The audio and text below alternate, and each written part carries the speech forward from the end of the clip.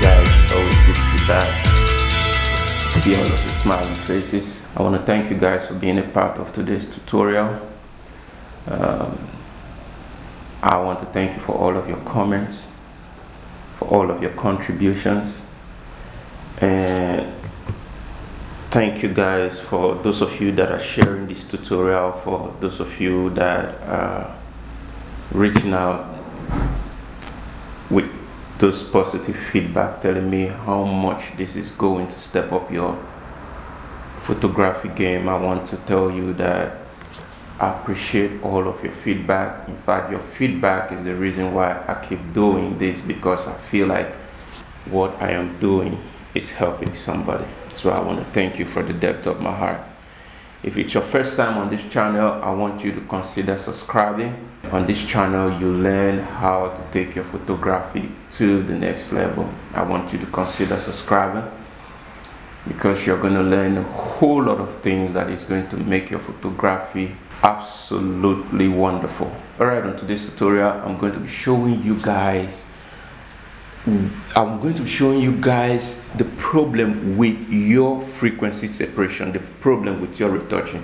Most times people do a frequency separation, but your frequency separation tends to lack one thing: details. There are no details in your frequency separation, and at the end of the day, whenever you finish doing the frequency separation, it looks like the picture gets worse than its original state. And the essence of the frequency separation is for you to make the picture better, to bring out those details in the photograph. So number one step I'm going to give you before you do your frequency separation, as much as you can, try to shoot your photograph on RAW. Try to shoot it on RAW. The essence, the reason why you want to shoot on RAW is because when you shoot your photograph on RAW, it gives you more ability during post-production. It gives you more flexibility. When you shoot your photograph on RAW, your camera takes its time to record, to analyze all of those things, and it gives you all of those details that might be helpful during post-production. But even though you didn't shoot your picture on RAW, it doesn't matter. I'm going to show you how to prep your photograph before doing frequency separation. Some of you don't know that you have to prep that picture. Some of you don't know that you have to really make a few adjustments on that picture before you finally take it into Photoshop and edit that picture further. So there are various ways where you can make those adjustments. You can make those adjustments on Camera Raw. You can also make those adjustments on Lightroom. But today we are going to be making those adjustments on Lightroom. After making those adjustments on Lightroom, we're going to take it to Photoshop, and then we're going to start editing that photograph. Now I want you to take a good look at this photograph that we have right here. This photograph was shot on RAW. You can see so much is going on around here. There isn't so much going on around here. I think straight out of the camera, the photograph is good. Yesterday I uploaded a video where I talked about one of the necessary things you need to do before editing your picture or editing your photograph is that you have to take the time to criticize your own photograph. By criticizing your own photograph doesn't mean that you're writing yourself off or telling yourself that you didn't do that photograph well. No, but what I'm trying to say in essence is that you look at the photograph, you criticize the photograph, you ask yourself what is needed in this photograph, what is lacking in this photograph. You do that before you take the picture for further editing, for further retouching. That is what you have to do first. So if you haven't seen that video, I want you to go back and look at that video. I'm going to link that video in the description down below. You want to go and see that video before you come back to this one, because it is really going to help you. In fact, that video is critical to what we're about to do today on this photograph.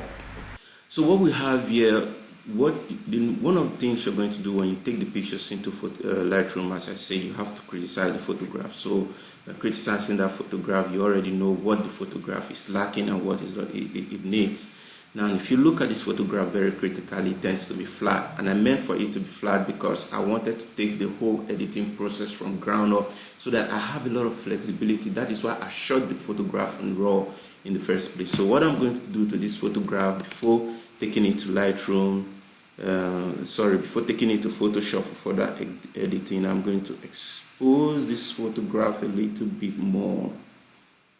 Okay, now I'm going to say plus 0.36 is fine, and then I'm going to take my highlights a little bit more because I want to see the highlight on the face, but then I don't want to lose. Notice the more you drag the highlights, the details on the shade, you're beginning to lose details on the shade, these white areas. You don't want to do that. You don't want to lose details on that shade. And so I'm going to take my clarity a little bit. Let me zoom in closely so that you see those adjustments we're making, how it's applying to the image. And so I'm going to take my clarity a little bit further because I want to see more details on that face. Look at that. It's restoring more details on that face. All right, these are the necessary adjustments you need to do before taking this your photograph for further editing. Take it to Lightroom, make some adjustment, take it to Camera Raw, make some adjustment. This is where you define the texture, how you want the texture to be, or else by the time you're done with your frequency separation, you end up with a whole flat image with no texture, you know, to look at. It looks artificial. So you want to take it to Camera Raw or Lightroom, make some adjustment, make sure that some of those details that you want to see in the picture are being restored before you take it for further editing. All right, and then another thing I like to do on this photograph again is I like to take down the whites a little bit more so that I can restore that white on the shade. Okay, we are good. And then the shadows, I want the shadows to pop out a little bit more. And then I'm going to take this, no, we'll leave our white where our white is. And then I'm going to add some texture on that photograph. I'm going to zoom in closely on this one so that you see what I'm talking about. We go to texture and we add a little bit of that texture. All right, say plus 40 is fine. All right, quickly we're just going to take a little before and after of our image. Look at that. Look at how much details we are able to recover on this photograph before taking it for further editing. So this is very, very important. It's very, very important that you, first of all, you take your photograph to Lightroom or Camera Raw, make a few adjustments. Those adjustments are what brings out the texture in that photograph, so that your frequency separation is going to have more quality and texture in it. Right, after doing that, I think we are about fine here. The next thing I'm going to do is I'm going to go to the skin tone and just take the skin tone a little bit up, take it more up. Alright, today we're just going to be doing frequency separation and nothing more. And next episode we're going to take this photograph further, we're going to color grade this photograph further. Alright. I think it's too warm for me. I'm going to increase the temperature a little bit more. Okay, this is good already. Look at that.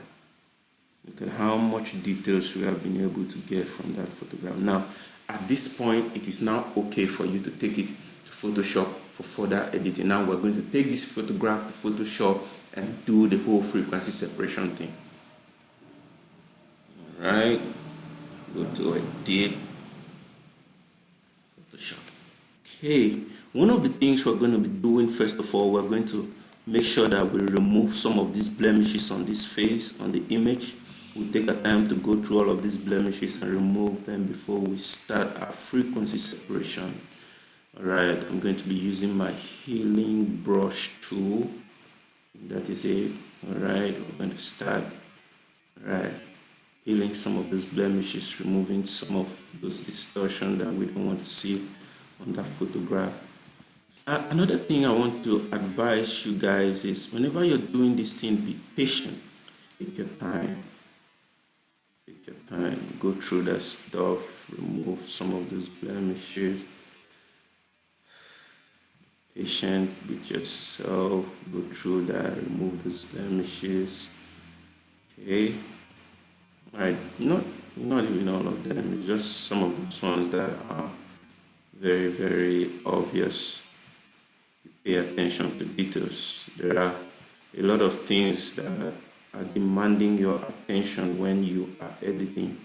So you want to be sure you pay attention to some of those details on the photograph. Look at those photographs critically and pay attention to some of those details that are calling you. All right, about this point is good. That's good. That is good. That is good. That is good. That is good. All right. Now we are going to do our frequency separation technique. Alright, I already have an action here that I'm supposed to run, but for the benefit of those of you that does not know how to do frequency separation, I'm just going to start from the ground up so that you can follow along. Alright, this is how I do my frequency separation. I duplicate the layers into 3 places by pressing Ctrl J on my keyboard or Command J if you're using Mac. And then the middle, the first layer there is going to be named as our high frequency layer, and then the second layer is going to be named as our low frequency layer. Alright, I'm going to off the layer on top of the high frequency layer, and then while selecting the low frequency layer, I'm going to go to filter, blur, Gaussian blur. The reason why we do this process, the reason why we blur the low frequency layer is because there are some blemishes that you might not be patient enough to go through that image to try to remove. But by blurring the low frequency layer, you can tackle that problem in one click without any problem. So a low frequency layer, we're just going to give it about 3, no, not 3, let's say 5. Yeah, 5 is good. Right, it's good. And now we're going to put on our high frequency layer, and then we're going to go to image. We're going to go to apply image. From apply image, we're going to change our blend from the first option there is layer. First of all, you want to select the low frequency layer. Select the low frequency layer. You change your blending option to subtract. You know, make sure that your opacity is set at 100%, your scale is set at 2, your offset is set at 128. And then we are good. You click OK. Now you come back to your blending options again. This time, while selecting the high frequency layer, you go to your blending option and change your blending option to linear light. Alright, it's changed to linear light. Now we're going to off the high frequency layer and select the low frequency layer. Alright, just for study purposes, I'm going to I'm going to duplicate the background layer. I like to leave this background layer right here. I like to leave this background layer because it's kind of my reference point. If I went too far and I did a mistake and I wanted to go back, instead of going all the way back to how I adjusted the image and all of that, supposing I know I still have the image on my Lightroom though, but if I had made a mistake, maybe this adjustment was done with camera raw filter, and at any point I made a mistake, during the frequency separation or while I was trying to, pick off some of those blemishes, and there were mistakes that I couldn't undo, I can always refer back to my original layer and start all over again. Starting all over does not mean I have to go all the way back to do all the adjustment I did on camera raw or Lightroom, but I still have the original image. So that is one of the ways you work as a professional. You have your reference point, you have something to fall back to. All right, the reason why I had to duplicate the original layer, the background layer, the background layer was because I want to blur that background layer so that I have a reference. Let's go and see. I'm still going to blur it the same amount of blur I gave to the low frequency layer, but that is going to be our reference point. Don't worry, follow along, you're going to understand as we go on. Alright, and then now I'm going to select my mixer brush. That's my mixer brush. Now I'm going to make sure that you set your mixer brush in a way that you understand that mixer brush. People have different preferences on how they set their mixer brush, but these are just my own preferences. I'm not saying that this is the best way to do it. I'm just saying that this is the settings that works for me. Alright, so my mixer brush is set at custom, and then my wet is set at 100%, my load is set at 20%, my mix is set at 20%, while the flow is set at 85%. All right, this is the settings I'm using. All right, I have my clean brush after each stroke selected.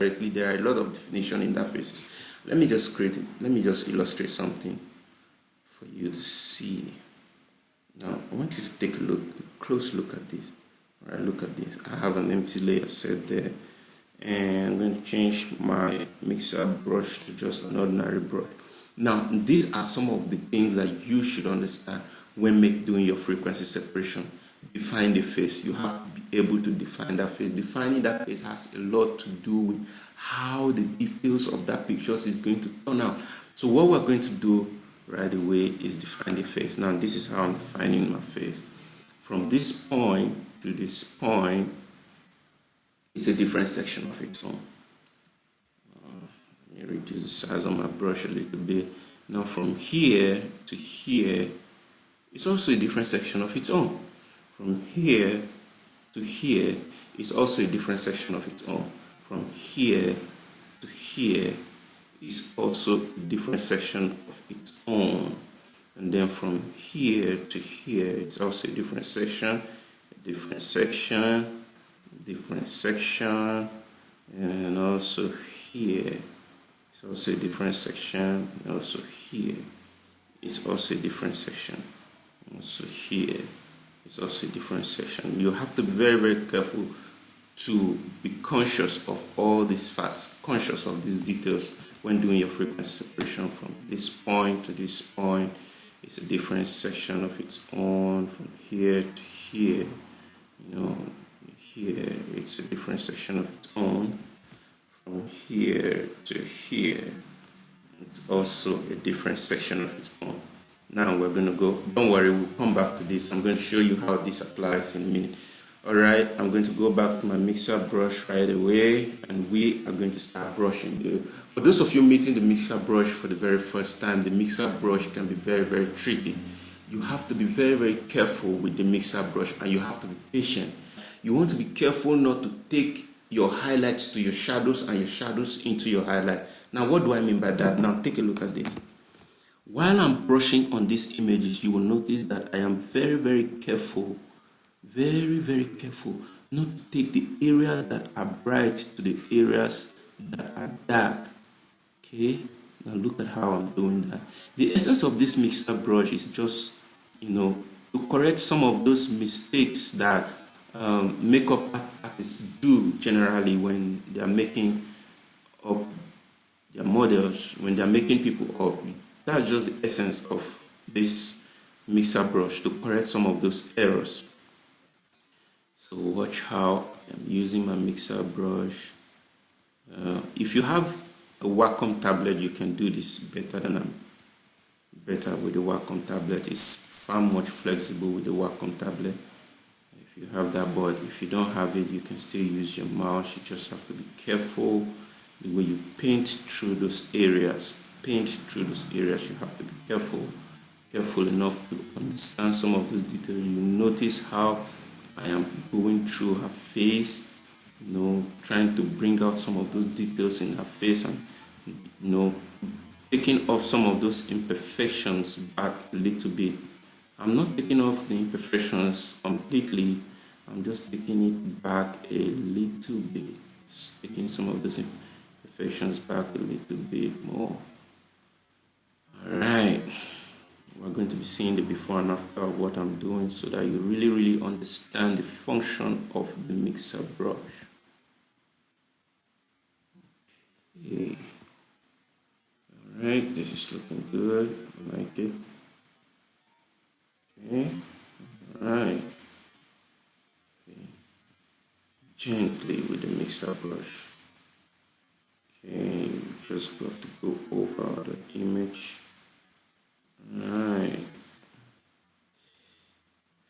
Alright, at this point we're going to fast forward it. Alright guys, here we are. I'm done with the whole mixer brush thing, and this is what we have with our mixer brush. It's just for the illustration purposes, so I am rushing it, but I want you to take your time whenever you're dealing with this mixer brush. I want you to take your time and be careful with the mixer brush. Take your time, go through all of those images over and over, and try to avoid areas, try to avoid not taking highlights to shadows and shadows to highlights. It is very, very, very important. Try to make the shadows pop more a little bit. Try to take away some of those blemishes. Try to cover up some of those imperfections on the subject.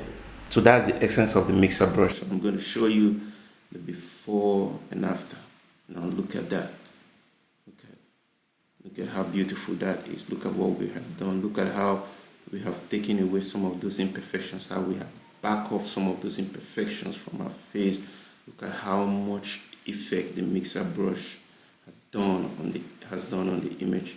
You know, some people like to leave it like this. If they're just on the frequency, their main frequency, distinct layer, they can just leave it like this. But just for the essence of this tutorial, we're going to go further. The way I'll do it, this is where what I explained to you the first time is going to come into play when I talked about defining the face. Remember, we defined the face, and when we defined the face, this was how we defined the face. Now, all of these selections, all of these places I have marked out in these pictures are places we are going to blur. At this point, we're going to blur. Don't ever make the mistake of, taking this whole point like this and then you blur it. If you do that, you're going to miss a lot of details. The essence why I had to define the face is because, you see, there has to be a definition from this place of the image and this place of this image. There are two different areas in the face, so you have to be careful to take note of that details when editing. You have to be very, very careful to take note of that, right? We're going to follow that. Let's off the define mark, and then let's start the blur. Now we start the blur. Okay, I'm going to select this area. Notice exactly, let's see exactly the way it was illustrated in this diagram. All right, now make a selection of that area. Now the next thing I'm going to do after making a selection of that area, I'm going to press Ctrl C or Command C on your Mac. Ctrl C on Windows. Ctrl C means copy. Command C is still the same thing as copy. And then you press Ctrl V or Command V if you're using an Apple system to paste that particular portion on a different layer of its own. The reason why you're putting that on a different layer of its own is because you want to have more flexibility with that photograph when editing that photograph. You want to have more flexibility with it. Now, supposing I went too high with the Gaussian blur, I can reduce the opacity. Any adjustment you make can affect only this one because it's sitting on a different layer of its own. So take note of that. All right? We have that on a different layer of its own. Go to blur, Gaussian blur, and then we're going to blur that area. Blur. Click the blur again. Right, you blur until you're satisfied with the way it is, then you now click OK. Right, we're going to go to the next portion of the face. Remember, we're still following the mark, following it. Ctrl C or Command C, Ctrl V, and then we are going to paste. We're going to blur. Right, you see, this is one of the reasons why you want to have all of this, sitting on a different layer of its own. It's just because when you blur, you might not want to use the quantity of the same blur, applied to this other side. So if the quantity of blur I used on this area was too much, on this area, I can reduce the quantity of that blur because the amount of skin we're taking from this area is smaller. And so because requires more, because we are taking more portion of our skin, because we're taking more portion of our skin from this point, now the radius of our blur is supposed to be higher. Okay, so we have our radius set at 27. 27 is fine. Click OK. We go back to our Magic Wand tool, make a selection of this area, also put it on a different layer. Then we go to filter, we go to blur, then we blur that area, reduce that area a little bit. Now notice how it is defining. Look at it. This area is defined, is standing out from this area. This area is standing out from this area. This shadow in this area is really popping out, showing you that there is a demarcation, there is a fall off from this area to this area. So take note of that, and then we go to the next. We select a magic wand tool, then we make selection of this area also, and then copy, paste, go to Gaussian blur, and then we blur. Okay, and also another thing again, when you realize that, you notice something, the blur is spilling into her eyelashes, and we don't want that to happen. So because we have it on a different layer of its own, I can just click my erase tool and just erase the portion where I feel like the blur shouldn't spill into, and then we'll go back, go to this point, to this area, and then we blur. And then we blur.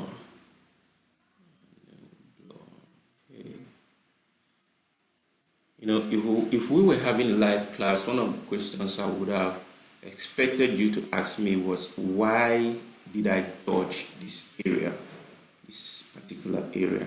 I'm going to explain that in a minute, why I dodged that particular area, but just follow me in a bit. Alright, let me just explain that to you before we go to the next thing. Now, if I wanted to blur this particular area, because of the details in this area, you see the fall of that highlight on top of her cheek.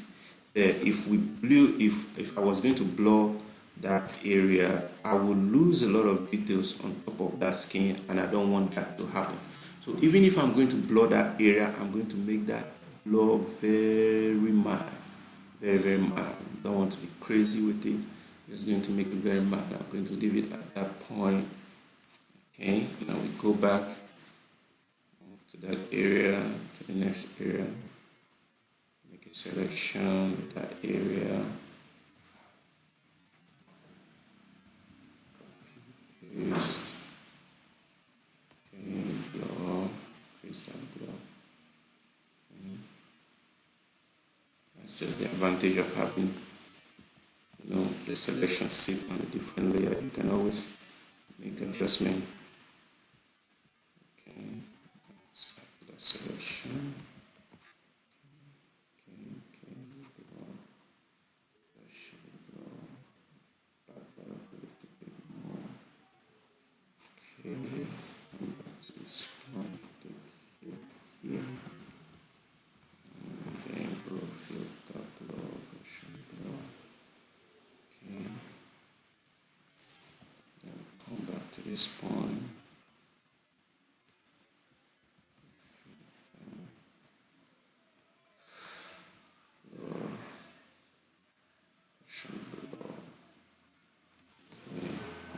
This area, Gaussian blur.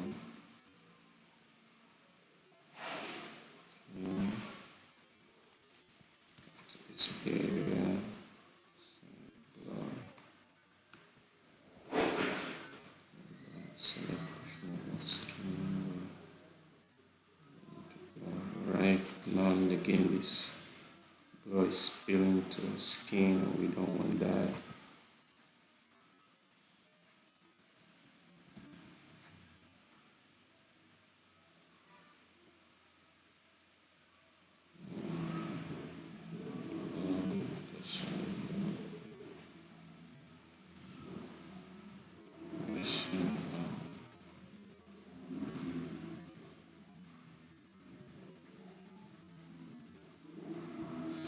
Alright, we are almost